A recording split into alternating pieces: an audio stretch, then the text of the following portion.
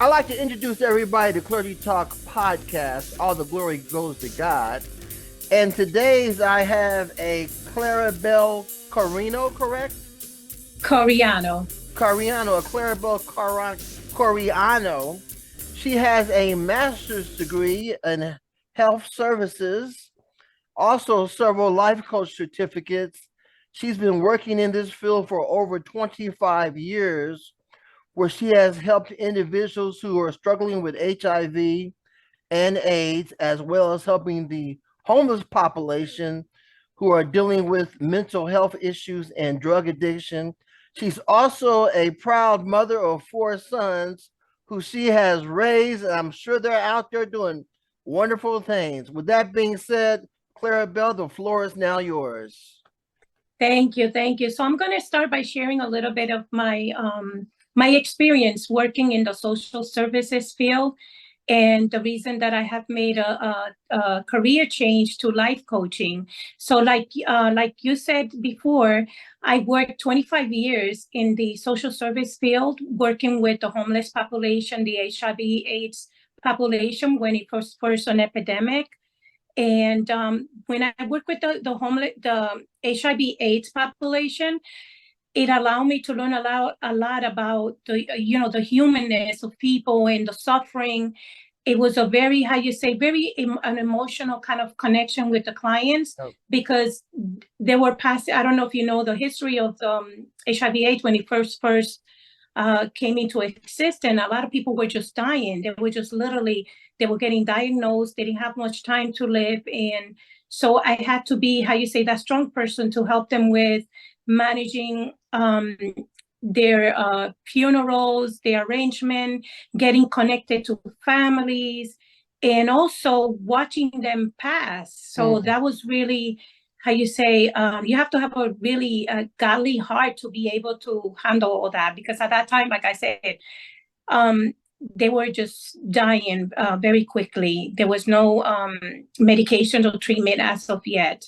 So I did last 3 years. It was really, it was really hard working with the population because of that.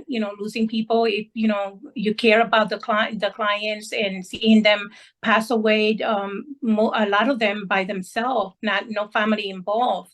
And that was hard as it is. So I made a transition to work with the homeless population, and I started as a case manager, then lead case manager, then as a program director, and then as a senior clinical director overseeing 13 permanent supportive housing programs okay. in Bridgeport, Connecticut. So that allowed me to continue to provide for clients, and also to again learn from my clients, and also learn from the staff as well, because I have to be supportive for to the staff. As you know, case management is a very difficult job. You have to have that empathy and that caring heart to be working with the homeless population. And you, as a supervisor, you also have to be there for them, for the staff, to Mm. make sure that they don't burn out. So that was, my experience working with the homeless population. And if you can allow me, I want to share a little bit about my history and my testimony. Please do. Please do. So I want to share a Bible verse which is very dear to me. It's Psalms 139, verse 13 and 14. You created my inmost being. You knit me together in my mother's womb. I praise you because I'm fearfully and wonderfully made. Your works are wonderful. I know that full well. And that is like one of my favorite Psalms. And I went through a lot as a child. From age 3 to 15, I experienced a lot of setbacks, sickness, dysfunction, and a lot of major trauma. So from the age of 3 to 15, I experienced abandonment, neglect, rejection, suicide, and other major traumatic events Mm. that set me up to make a lot of really bad decisions. So as a result, I became a teen bride. I experienced homeless when I was 17 years old, for 3 months. And my first marriage ended in divorce because of my husband was absent, and also infidelity. And my second marriage was very difficult. And a few years back, I wasn't able to speak in regards to my history and going through domestic violence.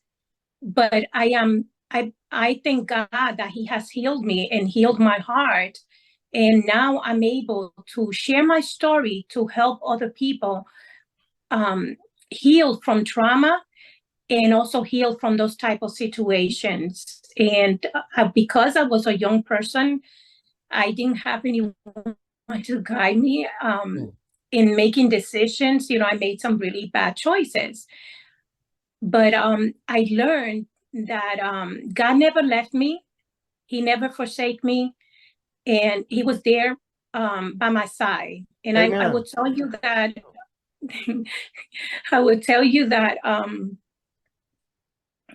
that I had so many miraculous things happen to me because God was there to see me through, like raising my 4 boys. And whenever I had any kind of financial situation, God always came through.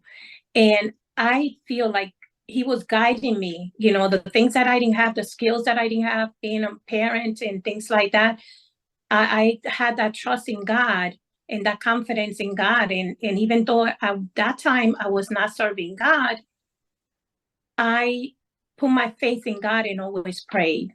And I think that got me through raising the kids, because, you know, raising boys is not easy. Tell me about it. Raising boys is very difficult. So I thank God for that. So there was one incident when I was married. Like I said before, I experienced domestic violence. I'm not going to share too much, you know, about my domestic violence history.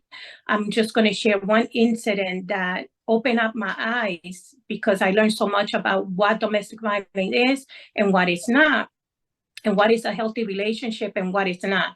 So one incident when I was going through, I was attending college at that time, and I picked the topic of domestic violence. And I picked the topic because I wanted to learn more about if what I was going through was really domestic violence. So I researched, and I had to do a presentation in front of the class. And I invited a community police that was specialized in domestic violence, but I didn't share to her my story. But I invited her to speak along with my presentation. And the whole thing about that presentation that always stayed in my mind is that the day before my presentation, you know, there was an incident, and I was badly bruised. And I still went to college to do my presentation, even though I was going through that. Wow. And yes, and I had bruises and I was in pain, and God gave me the grace and mercy to do that presentation. But I never forgotten that incident, because I had black and blues all over, and it was a very difficult situation. So doing that presentation, it helped me analyze, you know, this is not a healthy situation to be in. Right.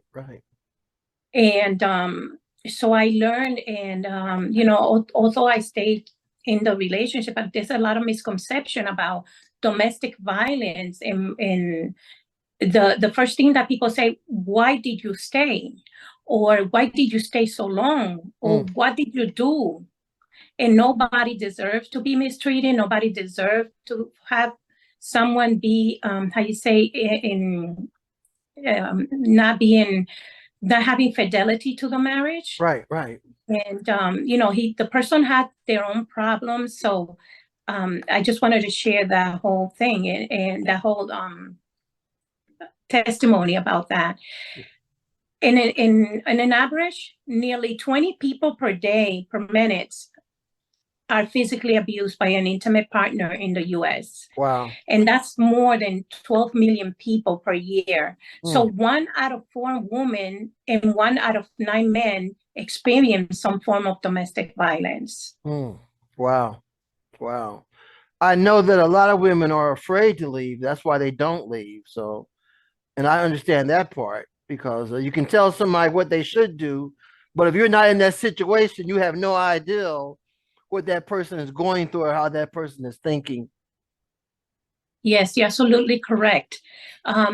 The person becomes so used to the whole dynamic of the person coming and going, and the behavior goes in a cycle that it's almost like they're holding you prisoner, and you Wow. really cannot, how you say, let go of the shackles and just go, Wow. because they have such a strong control on you. And it's difficult to, how you say, to put it into words. Mm. Only the persons that have experience can understand, or people that learn about the whole dynamics, Right. they're able to understand. But it's a very difficult, it's a control, manipulation, demeaning, screaming, gaslighting, mind games, coercive manipulation, and it diminishes your willpower, it harms your sanity, and it can destroy your spirit and leave you feeling helpless. I can imagine. Wow. Mm-hmm. Mm. Yeah, there's a lot of different things dynamic and that the person does, and I'm not talking bad about the person. They have to deal. I have forgiven the person, and I Okay. have to also forgive myself for allowing that to happen. I'm accountable. I'm accountable to God. Mm. Again, because I made some bad decisions. But that doesn't give the person, how you say, the rights to abuse anyone. True. So I had to do a lot of healing. And that was one part of my life that I really had to do very inner core healing, like really looking into myself and heal some part of me that I needed to heal, because before that, what made me a good target for this type of individual has been the history of trauma that I had suffered. Mm. So for years I blamed myself, and because I allowed myself to I blame myself because I felt that I was allowing it to happen. But I learned that through being compassionate to myself, that it wasn't my fault, Right. that it was something out of my control. So I learned to heal. So during my healing journey, I learned that this was out of my control, and that it happened to other women as well. And so many years I carried that unwarranted pain and that shame due to all that trauma. So I have been working on my healing journey since my divorce. And I thank God that I'm in a very good place right now. And I want to help other people with other people that go through domestic violence Mm-hmm. to heal from that. All right. That's definitely something that's needed in our world today. Definitely. So you do life coaching, I see. Yes, I do. So I made that shift in 2021. I have gotten my certifications. Prior to that, I was still working as a permanent supported housing clinical director. Mm-hmm. And I started working on my life coaching as well. And I moved to Florida in 2021, Okay. and I started this journey as a life coach. And I'm fairly new, so I'm learning. However, the whole the theories and all the dynamics of being a life coach, I was already doing that with some of my clients, Right. and having a background in marriage and family therapy and in psychology, that also helped as well. There's a difference between psychology and life coaching. Life coaching is not therapy. Life coaching is allowing the individual to find their own answers and start working, let's say, for instance, on their healing or working career change, making some major life changes, and just start working on goals that they may have that they may not be sure, and how to go about and start working on those goals. So that, I wanted to share a little bit about what life coaching is and what it's not. Okay, okay. So I'm a life coach as well myself. So the women empowerment thing, what brought you into that direction? The Is that the trauma support group workshops are you talking about? Yes, yes. Because you Yes. said you were a woman empowerment life coach as well. Oh, yes, yes, yes, Okay. certainly. That's another certification that I got to work, to know how to help women heal and also empower them to make good decisions and become self-sufficient, also to gain self-confidence when they're looking for a job or making career changes. And I felt led to getting that certification because when I was single, a young mother, Mm-hmm. I wish I would have found a life coach to teach me some skills on empowerment and self-confidence and things like that. I was lucky that God placed many good mentors my way that helped me with um, helping me grow in my career and motivating me and being just mentors. So God placed some really good people. So empowerment, the certification, it was a 6-month certification, Okay. and it goes by modules, and it helps target the things that they want to work on, but one by one until they progress to the next level. So it's really interesting. Okay. So do you run into a lot of women with self-esteem issues based on the trauma they've been through and the domestic relationships they've been through, and how do you kind of like get them to start feeling good about themselves again when they've been through so much? Yes. In the years that I work in the social services field and now, a lot of the women that go through major trauma and domestic violence, they suffer from low self-esteem. Okay. And some of them, not all of them, because Right. there are lawyers, there are doctors that have experienced domestic violence. Mm. But I would say some of the women that have experienced major trauma, they suffer from low self-esteem and confidence problems. And what was the other part? I'm sorry that I didn't get. Well, helping how do you help them kind of get their self-esteem back, or are there any kind of like techniques you use or suggestions that you give them? Because I'm sure there's a lot of women going to be watching this with they're going to ask the same question, like Yes, how do I get my self-esteem back? the first thing is to validate what they're feeling, validate that they're struggling with their self-esteem, Okay. and teach them how to do that inner work within themselves to start building their self-esteem up. And one of the things that I recommend is that self-compassion, Mm. that even though they went through trauma, it was not their fault, Okay. and that they can heal. There's a lot of women that stay stuck in the trauma. It's almost like they're afraid to get past the trauma because they have been so, how you say, stuck in the trauma that they don't know how to get out. We're not taught how to heal. And the secular world doesn't teach you how to heal from trauma. Mm. It might they might address it by if they have any mental health problems, Right. to go and see a psychiatrist and a psychologist, and that's all good because that help as well. However, there's a spiritual side to trauma, which is any traumatic experience, no matter the extent or the degree of the trauma, the person will suffer from some brokenness. Mm. And this brokenness opens up spiritual door that invites other strongholds that add up to that trauma, Yep. to that brokenness. And those strongholds need deliverance. And that's what a lot of people do not know, that it's also a spiritual side to trauma.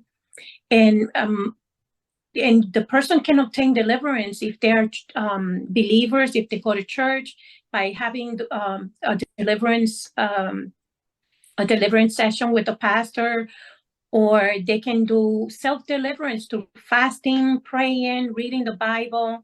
But this must be a continuous process to stay free from those strongholds, because there are triggers that bring back those traumas.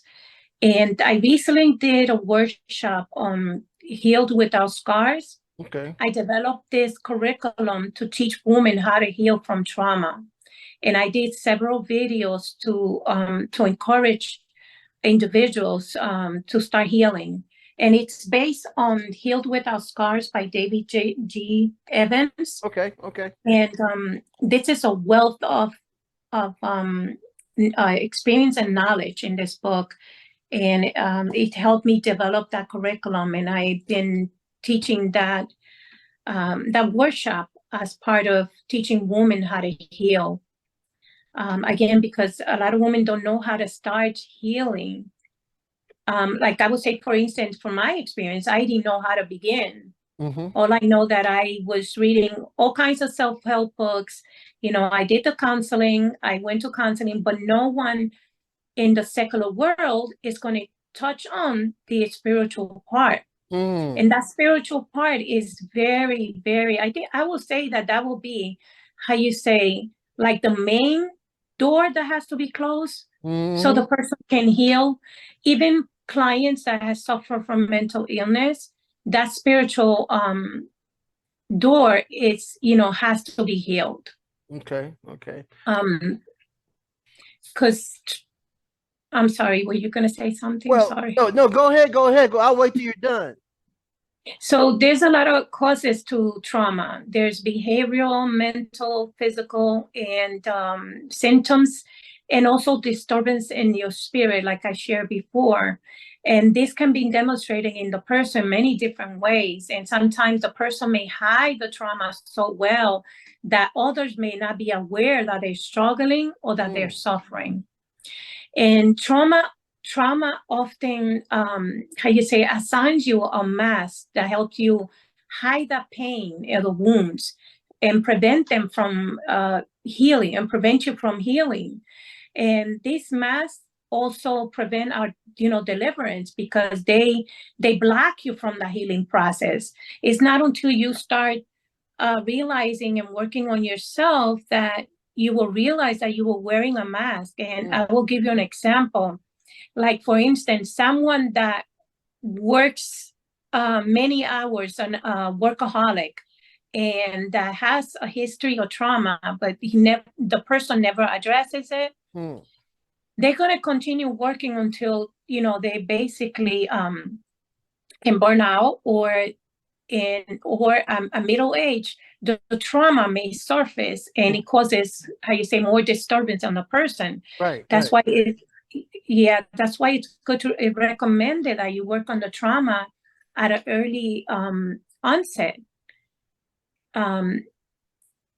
because the mask makes you run away from the trauma. It's almost like it's so painful that you don't want to deal with it. Right. And it's not until you deal with it and you do some soul searching to remove that past trauma, the hurt, the wounds, that you begin to start healing. Another thing that many individuals that suffer from trauma do is that they numb the pain, either by substance use, or they just numb it by keeping themselves busy. Again, because it's so painful, going back to the root. And in order to heal as believers, we have to go to the root cause and start dealing. It's like an onion, and you start peeling those layers. So you have to peel every layer until you get to the core and deal with the core issue that caused the trauma. There's a lot of forgiveness that you have to do. Forgive yourself, forgive others. And then the most important thing, to let go. And one of the hardest thing that I have seen is individuals that have a hard time forgiving individuals who have hurt them. That is one of the hardest things. How can a person forgive someone that has molested them or physically abuse them or even or try to kill them, because trauma is many different things. Trauma can be an accident, it can be a traumatic brain injury, but also can be the psychological abuse. So healing from those things, it's very hard for many individuals. And this workshop helps, again, like in layers, go in and start working using biblical applications. I developed some exercise that helps them, start working on different areas of their life and start dealing with working on the trauma and the triggers, because there's also triggers. When a person that suffer from trauma, any little thing can trigger them. So understanding that this is one of the dynamics of suffering from trauma, that they are triggers. For some people, it can be as simple as a perfume. Even a food can trigger an individual who have gone through trauma. So it's a very deep, intensive concept of trauma. So how can we heal? How can other women heal? We don't, like I said before, we don't teach people how to heal. That's true. From experience, I have seen that the clients that I work with that have a history of mental health, they all suffer from major traumatic experiences that were never addressed in a timely manner. They were just, addressed by a psychologist, psychiatrist, and healing was never encouraged, but to manage their disorder, the mental health disorder. Thus, they stay in that cycle, being medicated and going through the hamster wheel in a circle, but they were not taught to heal from the trauma or from the disorder. There is an agency called NAMI. In 2021, 58% of adults experience mental illness each year. Wow. And 15.35 of adults had a substance abuse issue within that year. So that's 93.5 that did not receive treatment. So we have a large population that do not receive treatment because either they don't have insurance or they're not seeking the treatment. So we have, a large percentage of people that are not getting the help that they need. Right. So if we are offering this, another option that they can heal, I strongly believe that God heals. I strongly believe that when God comes into our life, he heals us and he allows us that, I will say like an awakening, that you have to start working on these issues because, these issues cause you a lot of setback in the past.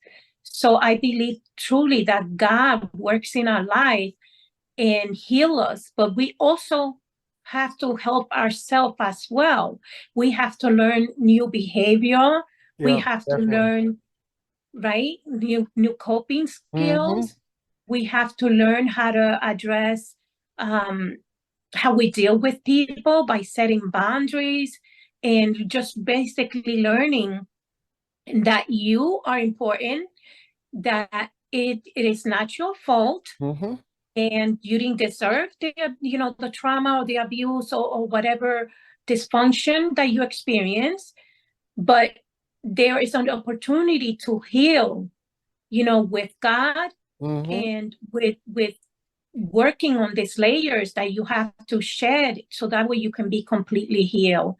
Again, I truly believe that working on self-deliverance by praying, fasting, reading the word as you continue your healing journey. So the trauma workshop that I do, it's called Working Together to Heal. And it's basically 13 sessions open to all individuals who have experienced trauma, domestic violence, neglect, or any other type of abuse or trauma. And by applying Christian principles, testimonies, applying transformational healing exercise, using the book that I show you, the Healings Without Scars. And So we will go through different layers and start working on healing. We will not go. I want to make it clear because I know there's a lot of clinical individuals that are probably going to be watching this and they're going to be saying, but that's not all going to help.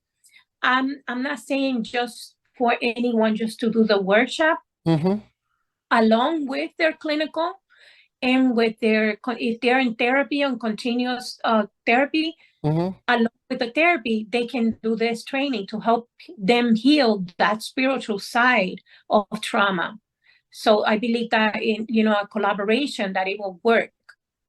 I'm not saying for anyone just to go in and just do this workshop and not deal. If they have major traumatic experience that has limited their lives, I will highly recommend to continue with a psychiatrist or psychologist, because a lot of the major traumatic experiences, there is a therapy that helps a great deal, which is CBT, cognitive behavioral therapy, or cognitive behavioral therapy, and which is teaching them how to change behavior and getting them to that level. Once they are into that level, that they're healed, that they're stable, then perhaps they can work on a workshop such as this. This is more for other individuals that are at that level that, they know they have trauma, they don't know how to address it. They want to address it, but they just don't know how. This will allow an opportunity to start healing. And again, using biblical principle and using exercises and transformational testimonies, so that way individuals can see, well, if that person did it, I can do it too. I can heal. If that person was able to heal, knowing their trauma, then I can, they can heal. So that's a little synopsis of the workshop that I'm offering. I'm going to be starting it in March 1st. At 6:00 via Zoom, and the first session is free, and the rest of the other sessions will be $10. It will be a total of 12 sessions for $10, which is it's reasonable. I wanted to start it off as, with a reasonable price because I do want to help individuals. Okay. I think there's a lot of problems in society because a lot of men, we don't really go to see psychologists and we don't go get therapy. We kind of like, suck it up. I'm going to be okay. I'm going to work it out. And then that sometimes we end up turning our families into the victims because we never got help for our issues. And I think a lot of men need to wake up and stop trying to self-medicate or self-counsel themselves, because nobody can counsel themselves. You can't perform therapy on yourself. That's one thing I've learned through my studies, and just go out and get help, because in the long run, it'll benefit people. But another thing that kind of like popped up on my radar is that when we think in terms of women lawyers and women doctors, we say to ourselves, well, there's no way in the world a woman lawyer or a woman doctor could ever allow themselves to be a victim in domestic violence or walk around with low self-esteem, because, when a woman doctor comes in, we know she's going to save the day, right? Yes. Or if you got a woman lawyer, she's gonna get up there and she's gonna present the case and really help you out. And then we kind of like, we can't embrace the fact that, wow, a women lawyer has issues like this. So how do we deal with that and deal with that myth about, when we know of super powerful women, how do we address that myth that, yes, they suffer from things as well? It's a very interesting dynamic. Not necessarily that they have very, very, very low self-esteem. It is more, I will say, in my opinion, in relationship knowledge and the relationship dynamics. From what I learned from research and from speaking to other people that went to domestic violence, that were professional, just like, I was working, as a professional as well. And being a professional, I was still going through something like that. One thing I learned is there is I can't even say the word. The reason that some of the women that are professional that go through domestic violence is not necessarily because of their self-esteem. It's more so because they are very empowered. They are very go-getters.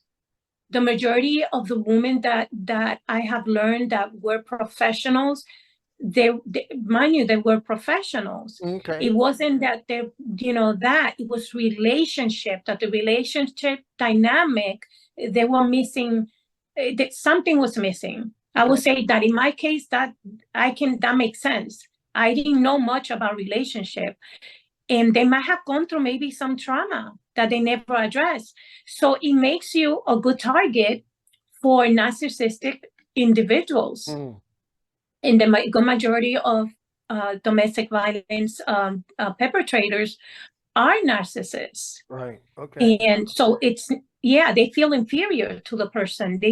Some of them feel inferior because they're very empowered women. These are strong women. They're not necessarily have that low, very, very low self-esteem. Some do, but a good majority of them, they're very professional, and they have their lawyers, doctors, like even that policewoman, you see her, she was like 6 feet. She was strong. This woman was a very strong woman, and she went through domestic violence. So not necessarily, it's just like relationship dynamic, how we learned how to love men the wrong way and not set boundaries, not have that ability to see past the individuals, because they can present very well. They present very well to the woman. So the woman believe that this is a good man, but it's just a front. Like I said, the mask. Domestic violence perpetrator, they also have experienced some trauma. They probably have seen all their life of their father beating their mother, or they've been abused, or bad relationship with the father and things like that. So they have their own dynamic. And like you said before, that many men don't seek help because of that, how you say, the machismo kind of thing, there's so much stigma. There was so much stigma about men seeking help because it made them feel like they were weak. And that's not the point. That's not, how you say, the reality. The reality is they are stronger when they go and get the help that they need. True. That makes them a stronger man. I would say a weak person is a person that doesn't want to seek the help that they need. It's very important that they seek that help so they can heal themselves. I learn a lot about relationships now, and I learned that, especially believers, I want to encourage the young people to really, really pay close attention who they dating, and learn about relationship dynamics before they start dating, before they start dating. Right. Exactly. It's really important. It's super important. So that way they can come into the dating pool with their mind already, how you say, set. Okay, these are the things I don't tolerate. These are the things that, are red flags for me. And these are my boundaries. So there is Andy Stanley. He has a great book that it's about dating that I highly recommend. I can think of the title right now, but he encourages, to get prepared, to be ready, to date, to married. That way it allows you the opportunity to have that focus in mind. You're just not going to go by how pretty or good looking the person is. True. But having the same mindset. If you're a believer, they should have the same mindset as you. They should be able to think, along the line that God is first, and, respect the Christian boundaries, and respect, have that mentality. So many individuals say, oh yeah, I believe in God, but they don't have those kind of values. And that's where a lot of people go wrong, and they marry the wrong person. And that brings a lot of different issues. So yes, there's a lot of stigma in regards to men seeking help and seeking the help that they need. Mm. And it's very important that we encourage the men, especially nowadays. Men have a lot more mental battles, I would say. The Yeah, whole dynamic definitely. the whole dynamic with male and females, and there's so much how you say distortion, I Yeah, would say, yeah. about maleness, female, what is a female, what is a male, Right, right. that Definitely. it's kind of gotten diluted, I would say. The whole values that, people had before, that respect, the boundaries, and the way people are meeting people is online, or, different apps and things like that. And that's Mm. so unsafe, I would say. I don't I don't recommend that. Because you I can don't be either. Not safe. very dangerous, very Yeah, dangerous. yes, correct. So tell me, tell us some more about your website and everything. Couple questions I'm going to ask you before we end the episode. Mm-hmm, Tell us about your website, the services you offer. mm-hmm. So I offer individual life coaching. I offer the support groups. I have several. I have a dating support group that I'm going to be starting in February, and the trauma workshop that I do. And I also do parenting, anyone that has, how you say, question about parenting. Okay. Um, I have done some workshop on parenting, and I want to start that again. So I offer individual, I offer relationship, as you know, and my degree is in marriage and family therapy, but the life coaching for relationships is totally different. It's not clinical. I just want to clarify that.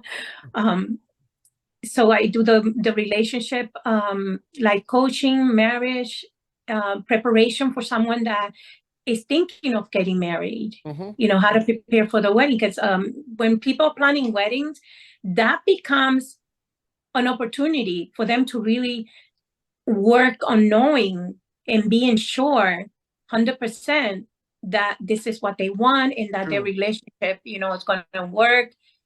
It also becomes a very stressful journey when you're Right. preparing for a wedding. There's a lot of things that happen. They stress out. That people fight, and there's a lot of different things dynamic. And so, getting coaching for that specific journey is very helpful.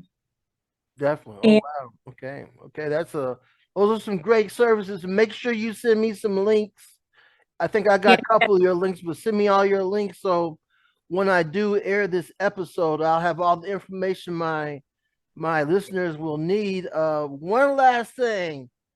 mhm. What are your words of wisdom for anybody who may be currently suffering or in a domestic violence situation?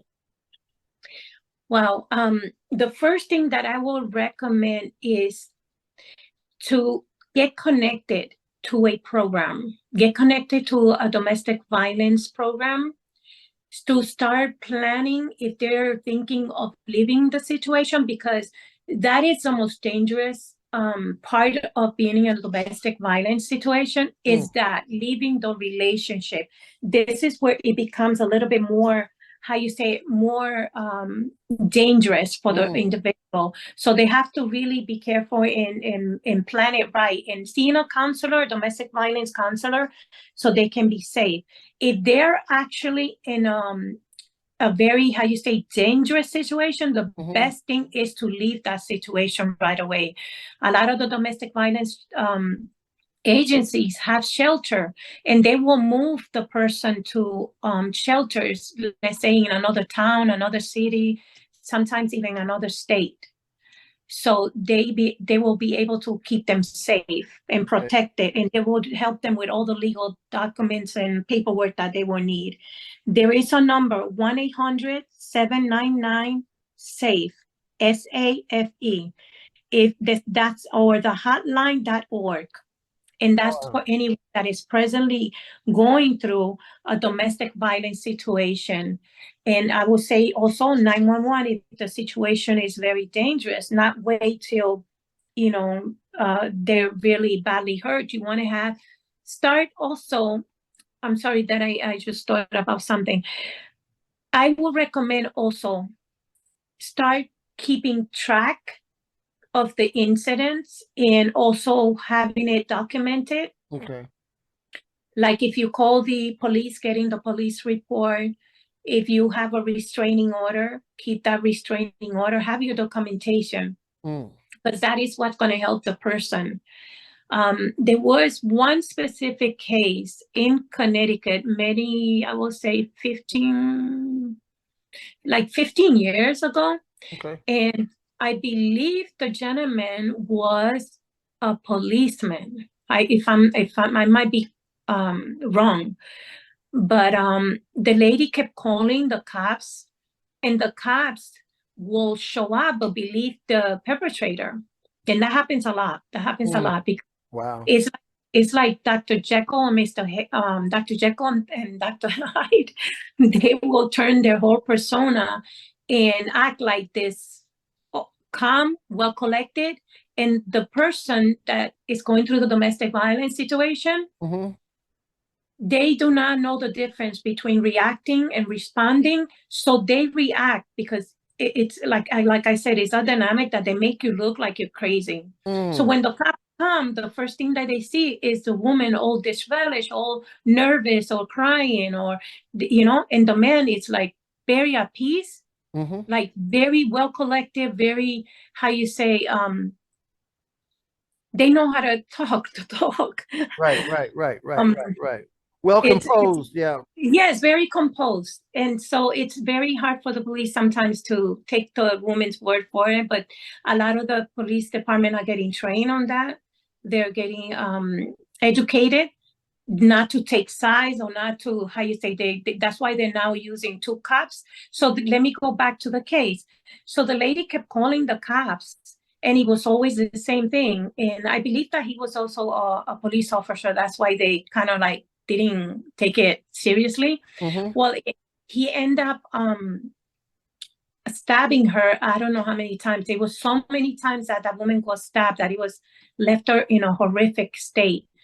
And she was able to live and not die from the whole situation. And they were able to pass a law because of her. I don't know if it's Megan's law. It might be. I don't remember the exact name, but they passed a law they passed that law in Connecticut to help domestic violence victim. For the cops to respond right away, not to, how you say, to start chatting with the individual, to know what questions to ask the perpetrator, and to know what question to ask the victim. Okay. That way there's a fair process. I believe in that, that there has to be a fair process. So they were able to educate them, and that's needed in a lot of different others, maybe another other states. I know that Florida is really big with that. They're very they're trained in a lot of those assessments. In Florida has a lot of policemen that are trained in mental health as well. So that's a good thing. Wow. That's a lot of information, a lot of stuff that people really need to know about. With that being said, Clarabelle, I want to thank you very much for appearing on Clergy Talk podcast. I'm going to keep your work and your ministry in my prayer, and I know you're doing that work for the kingdom of God, and I wish you all the blessings from the Lord Jesus Christ. Thank you so much.